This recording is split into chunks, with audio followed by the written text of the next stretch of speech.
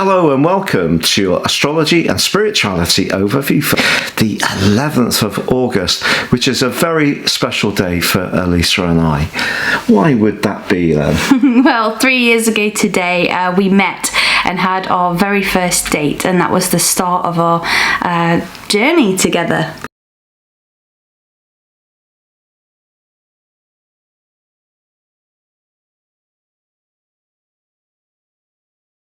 And also, coincidentally, it's also the day that my mum died. So a wonderful transition, really. An important date. Yeah, a very important date. And I think you've got something to share with people, yeah. So just sharing our celebratory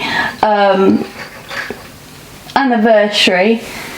We have our 3-year cupcake, which I created. I won't say made, but I definitely created it. And the candles are given to us by our best man, Jacqueline. Yeah, she was a wonderful best man. Who's been my bestie for 30 years. So thank you very much to... Should we blow them out and then all together maybe we can make a wish? Yeah. That would be really nice. Okay, after you. Okay, right. 1, 2, 3. Oh, thank you for sharing in our celebration. And actually, on the day we met, Neptune and Venus were in an absolutely beautiful alignment, so that worked so well for us. Mm-hmm. But in terms of the astrology today, it is a quarter moon. The moon in Taurus is in a right angle with the sun in Leo. And it could be that someone wants to charm us to share our resources with them today. Perhaps it's someone that we really actually love.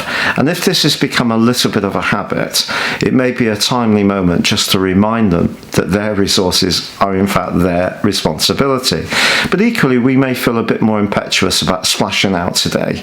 And if we do, I think it's kind of good to enjoy that moment and not end up with a case of buyer's remorse. So it needs to be something we can afford, and perhaps something that has some kind of practical purpose, which comes through the sphere of that Taurus energy. And Elisa, what cards have you chosen today? Today we will work with the Healing with the Angels Oracle cards to see what spiritual message comes up for us. I consulted these cards many times before we got to know each other, so...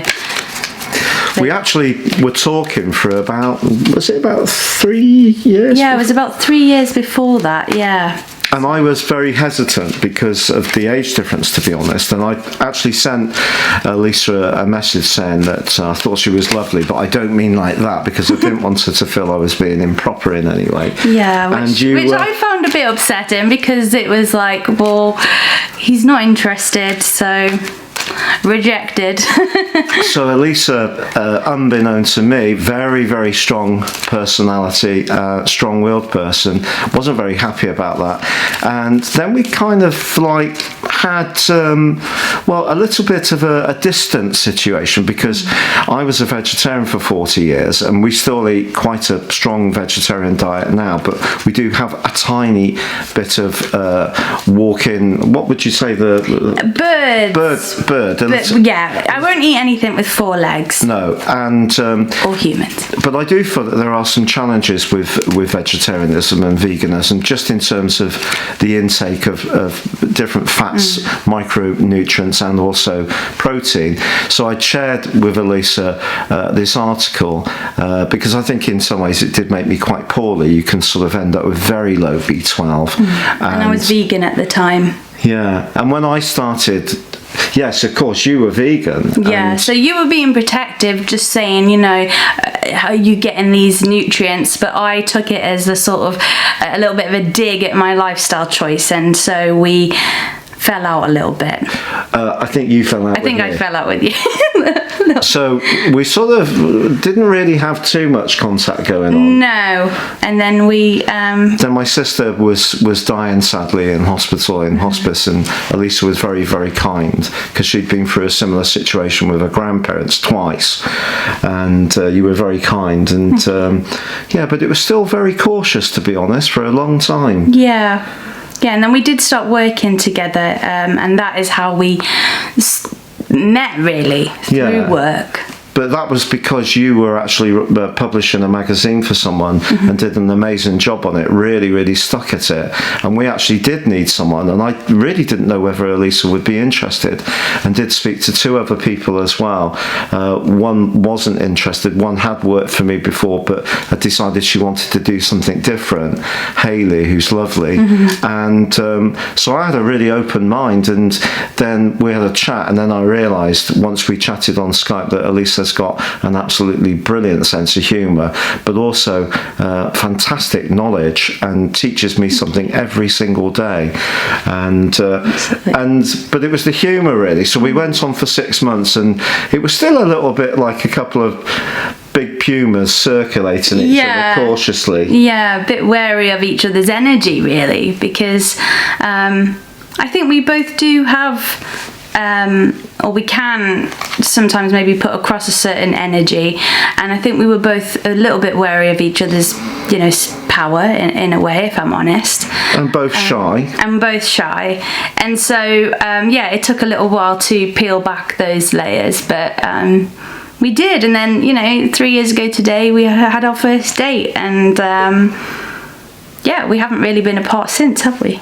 No, and we still went slow. It was still 10 months before we made the decision to start living together, because it would have been possible to do that pretty quickly because the accommodation was there, but we chose not to do that and had a long distance relationship, and just really sort of tried to go through all the phases in a very sort of natural way without rushing anything. Yeah, everything's been done very naturally, and not putting, you know, massive expectations on things, taking things day by day, and I think that's been really great that we've got to know each other that way. Yeah, it's just been the greatest joy of my whole life. Just amazing.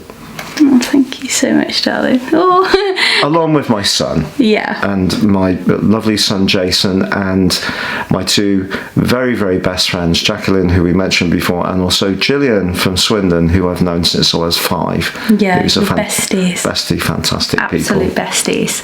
And thank you for joining us in that, our story. Should we see what card comes up this for is going to be fascinating. This will be interesting.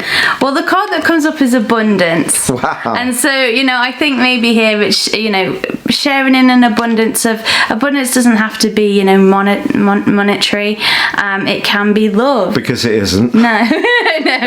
It can be emotion. It can be that feeling, connecting with our friends, our loved ones, connecting with nature. Those things are so important. Money can't buy relationships, genuine relationships. Money can't buy, the sunshine or the rain. These are things that our world is abundant in, and maybe seeing the joy in those things today. Yeah, absolutely. So all our love to yourselves, and thank you so much for joining us. Your feedback, sometimes it's critical. I get accused of interrupting. We get excited.